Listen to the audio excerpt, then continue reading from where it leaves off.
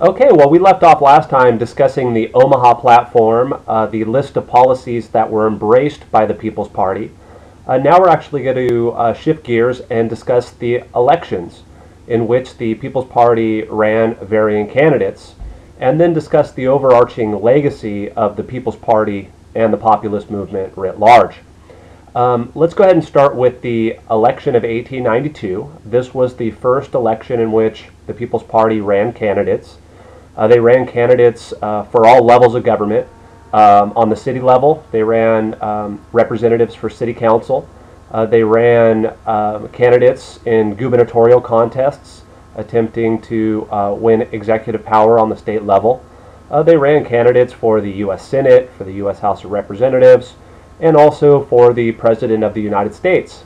And as you'll see on slide 2, we have one James Weaver, who was the presidential candidate here for the People's Party in 1892. Now, James Weaver, as the candidate of the People's Party, must have recognized that his chances of winning this contest were pretty remote. The Republican Party and the Democratic Party were well-oiled machines that had been around for a considerable period of time. They had much more funding than the People's Party had at its disposal. But nevertheless, they threw their proverbial hat in the ring and hoped to achieve some modicum of success that they could build upon, perhaps in 1896. And if you turn to slide 3, you'll see the outcome of the presidential contest, where we see that the People's Party actually only won a handful of electoral votes. And it's no surprise that they were able to achieve electoral success in a state like Kansas. It shouldn't be a surprise to us that they were able to achieve some level of success in parts of Oregon and in Idaho and in Nevada and in Colorado. And the reason why I say that is because these states were the big silver states. Mining industry did very well there, and particularly in Nevada and parts of Idaho, silver was big money. And the People's Party embraced that free and unlimited coinage of silver idea that would have really served as a boon to the silver industry. And so a lot of the money for the People's Party came out of the silver mining industry, and that played out very well where silver was important, Nevada and Idaho and parts of Oregon and Colorado. Now, although the People's Party really comes in a distant third here, the fact that they won any electoral votes at all as a third party really speaks to their momentum. Very rarely does a third party generate any electoral votes. They might receive a fair amount of popular votes, maybe sometimes even 2% or 4% or even 8% of the popular vote, but rarely is there a majority achieved within a particular state that would deliver up the electoral votes from that given state. So this looks like it might be boding well for the People's Party. Not to mention there were some smaller successes. Numerous seats were picked up on city councils. People's Party candidates won seats in state legislatures. A handful of states elected People's Party governors. And a couple People's Party candidates were actually delivered up to the U.S. House of Representatives. So perhaps 4 years later, the People's Party could build upon these slight successes in 1892, and there was actually a fair amount of optimism in the air amongst leaders within the People's Party. So let's go ahead and fast forward to 1896. You'll see here on slide number 4 the title, Schism of 1896. Now, what do I mean by that? Well, I mean that there's going to be a division between certain members of the People's Party and other leaders within the People's Party. And this has very much to do with some infighting within the Democratic Party's ranks. The Democrats had consistently been in favor of the gold standard, as had the Republicans. But there were some factions developing within the Republican ranks and also within the Democratic ranks. And after a knockdown, drag-out fight, the Republicans ended up nominating a candidate who favored the gold standard, and the party rallied behind the gold standard. But within the Democratic Party, the Silverites, as they were known, were actually able to win the day, and they chose to nominate one William Jennings Bryan. these Silverite Democrats bought into the People's Party argument that there should be some inflation that would enable debt-ridden farmers to be able to get out from behind the eight ball, recognizing that inflation would make it easier to pay off debt. Now, the People's Party, they were taken aback by this. They couldn't believe that this established political party, the Democratic Party, had nominated a candidate who was in favor of inflation and in favor of moving away from the gold standard. And many People's Party supporters wondered if they should jump ship and support William Jennings Bryan, the Democratic candidate. Although William Jennings Bryan didn't embrace the entirety of the Omaha platform, didn't support all of the numerous People's Party policies, this would be a good first step. And so many People's Party supporters did just that. They decided to jump out of the People's Party and into the Democratic Party. And this made the People's Party, of course, vulnerable to even larger defeat than they experienced in 1892 when they were working in lockstep stride together. But you can't blame many of these People's Party supporters for jumping at William Jennings Bryan as a viable candidate here in 1896, because William Jennings Bryan seemed to be of the populist movement's cloth. If we go to slide number 5 here, we'll see two photographs of William Jennings Bryan. One where he's posing for the photograph, and another one where he's delivering a impassioned speech. But William Jennings Bryan seemed to be perfect as a candidate to represent the farmers, even if he was running as a Democrat rather than as a People's Party candidate. William Jennings Bryan was a Nebraska farm boy. He seemed to be one of them. He was enormously religious. He was a religious fundamentalist, and this played well throughout rural America.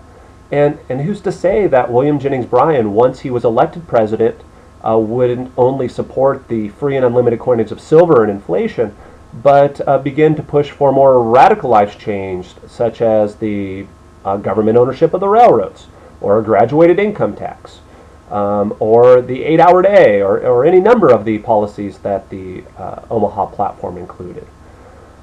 So William Jennings Bryan is going to ultimately get the nomination, and if we fast forward to slide number 6, we'll see who the Republican Party nominates. This is William McKinley. William McKinley was the really candidate of big business. He was the candidate of the gold standard. As we've already indicated, wealthy people like the gold standard because it keeps inflation in check, and those who have the most amount of money have the most at stake when it comes to the issue of inflation. They want their big pile of cash to be worth just as much tomorrow as it is today, so they don't want inflation really at all, and the gold standard helps that along.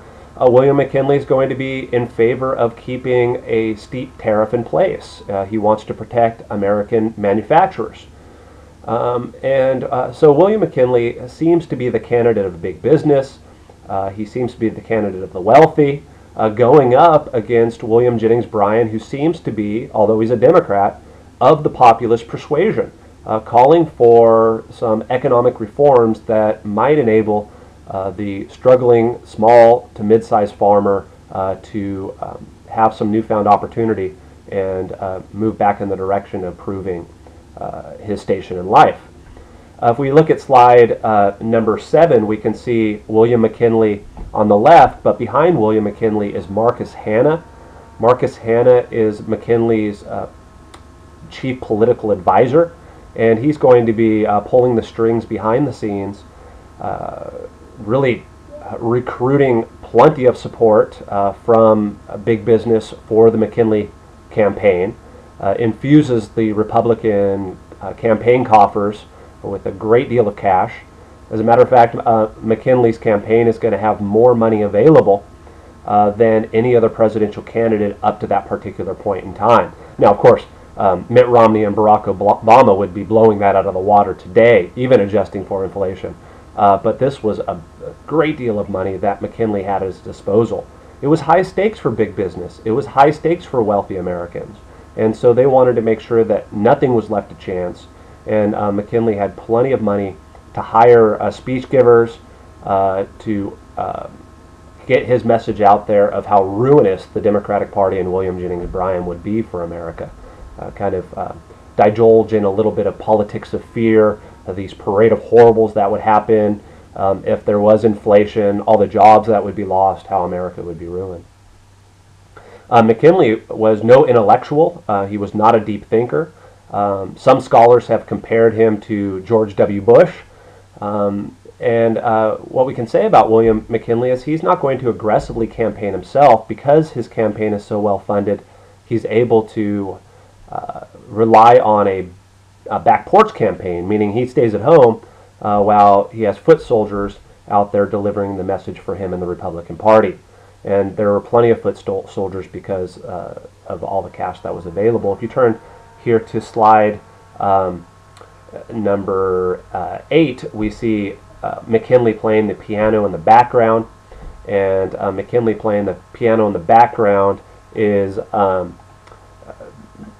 really providing the tune for Marcus Hanna, who is really orchestrating big business, getting them all singing the same tune, rallying behind the Republican candidate, and the money comes flowing in. William Jennings Bryan and the Democrats were very much underfunded.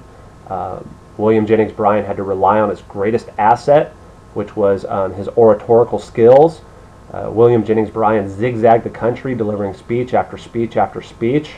But at the end of the day, it wasn't enough. If we turn to slide number 9 here, we see that William McKinley received fewer states, but he won the more populated states and thus won the electoral victory. And William Jennings Bryan will be back to run in another election in 1900 and lose, and again in 1908 and lose. But nevertheless, he loses the closed election here. And the gold standard supporters, the high tariff supporters, are going to be very pleased, while the former supporters of the People's Party are going to be quite dismayed. Perhaps they should have stayed in the People's Party camp after all. If you take a look at slide number 10, you see that the popular vote was very close. The People's Party was able to generate close to 2% of the popular vote, but fragmented as they were, this was going to be a really not very much success at all. Now, this was really going to be the death nail for the People's Party when they fractured there in 1896 over the nomination of William Jennings Bryan. That they were never going to be able to rebound from that. Although they ran some candidates in 1900, pretty much they were dead in the water after 1896. With that said, it doesn't mean that the People's Party doesn't have some credentials in regards to being remembered as important. As a matter of fact, if we go to slide number 11 here, we can actually attach pop culture to the populist movement or the People's Party. The Wizard of Oz, written by L. Frank Baum right around the turn of the 20th century, was actually a populist parable. And the iconography within that book was appropriated from this populist movement.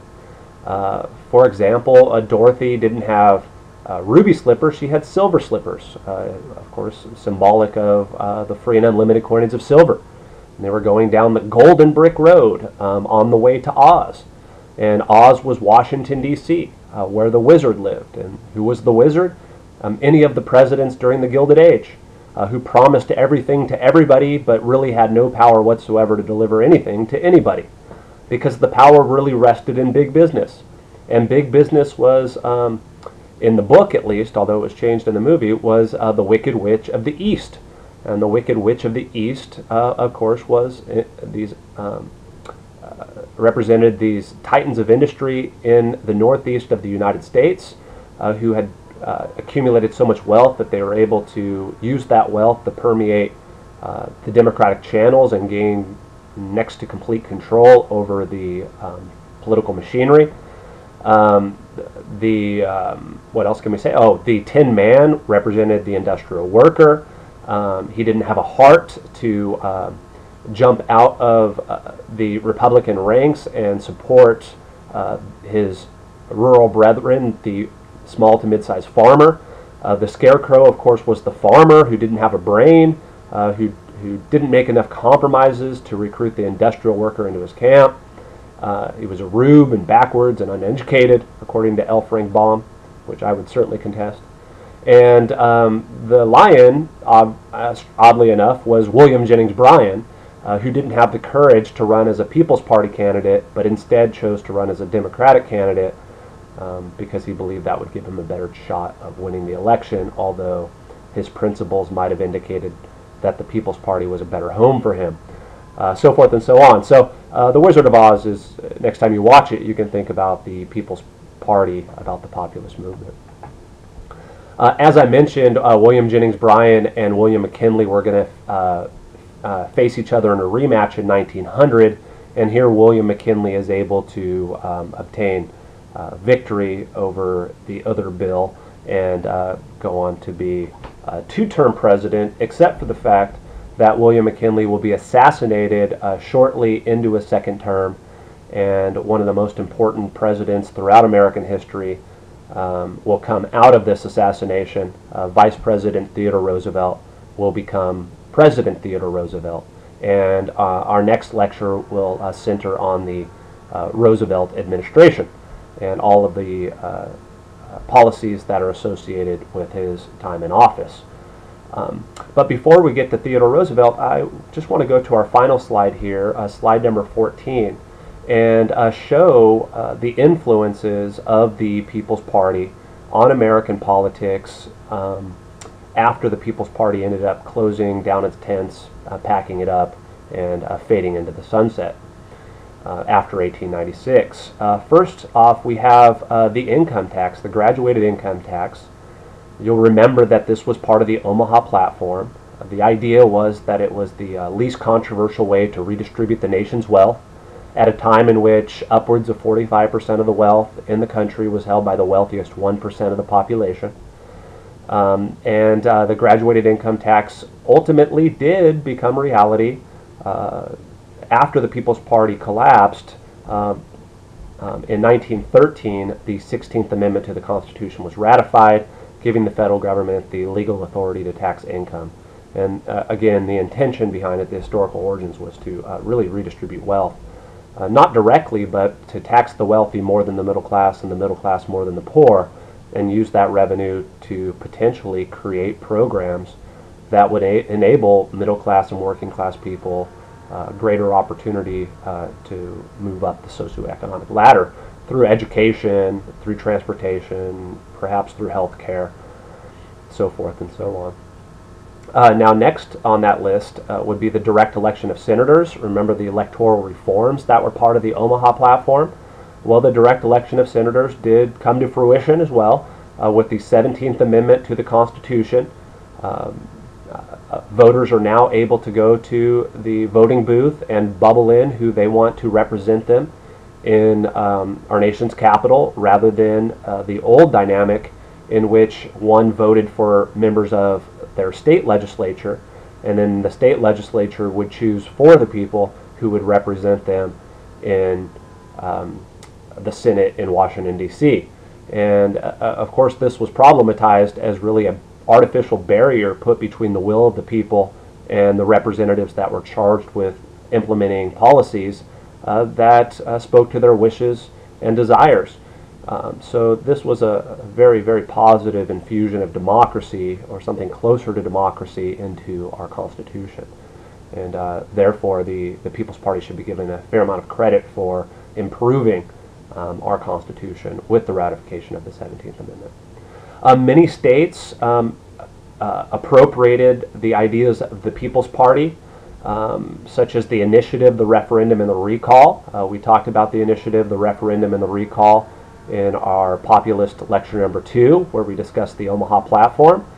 This allowed the electorate within a given state, such as California, to remove unpopular officials from office before their terms expired. And it allowed the people to vote directly on policies through the proposition system. And this was much more democratic than voting for representatives who voted on policies that would affect you. Instead, you vote directly on policies that are going to affect you. So some adoption of some of the People's Party agenda on that front. We do get prohibition eventually as well. Prohibition comes about by virtue of the 18th Amendment to the Constitution. It becomes illegal to manufacture and sell alcohol. It does not make it, oddly enough, illegal to consume alcohol, but it does make it illegal to manufacture and sell alcohol. So this is really an experiment in paternalism by our federal government, and what we can say is that the experiment ended up a failure. During the 1920s and into the 1930s, there is no indication that people drank less. Rather, it just grew a black market that allowed people like Al Capone and other underworld lords to make enormous amounts of money and use violence in order to protect that wealth and grow that wealth. It was during the Great Depression under Franklin Delano Roosevelt that momentum was generated to pass the 21st Amendment to the Constitution, which repealed, in effect, the 18th Amendment to the Constitution. And so these two constitutional amendments are the easiest ones to remember. The 18th Amendment brings into life prohibition, and 18 years of age you cannot drink. The 21st Amendment to the Constitution ends up killing the 18th Amendment, and at 21 years of age you can drink. So two very easy constitutional amendments to remember. So we have the 16th, 17th, and 18th Amendments to the Constitution that very much are attached to the People's Party. And for good, bad, or ugly, it shows that there is a populist legacy to be had. You throw into the mix there the initiative, referendum, and recall, and there's even more substance. Eventually, the United States has taken off the gold standard as well. First, temporarily during the Great Depression in the 1930s. It was a temporary measure. The United States was placed back on the gold standard until the 1970s, when under Republican President Richard Nixon, we were taken off the gold standard, and we have never looked back. So what is our money now based on? If it's not based on gold, well, it's not based on anything. As a matter of fact, it's based on trust. It's really just based on a belief that it's worth something. Truth be told, in the abstract, your paper money isn't worth anything. So if you decide that this is accurate, then go ahead and mail me all of your cash. And okay, I guess you're not going to do that. One of these days that might work. Yeah, our currency is just based on trust and a belief rather than being attached to anything tangible. You can say that the first aggressive moves at trying to get the United States off the gold standard were back in the 1890s. The charge was led by supporters of the populist movement. So there is a legacy to be had. I think you can certainly craft the argument that although the People's Party had next to no major success during their life during the 1890s, many of their ideas were taken up during a later generation and brought to fruition. So that gives you a little bit of perhaps guidance and help as you begin to construct your argument for that second essay exam question that is included on the Essay Exam 1 handout. Okay, well, we have the Omaha Platform primary document to work with, we have the Give Me Liberty textbook to work with, and we have these 3 lectures on the Populists to work with. So good luck putting together your draft essay for that particular populist movement question. Okay, I'll see you during the next lecture on Theodore Roosevelt.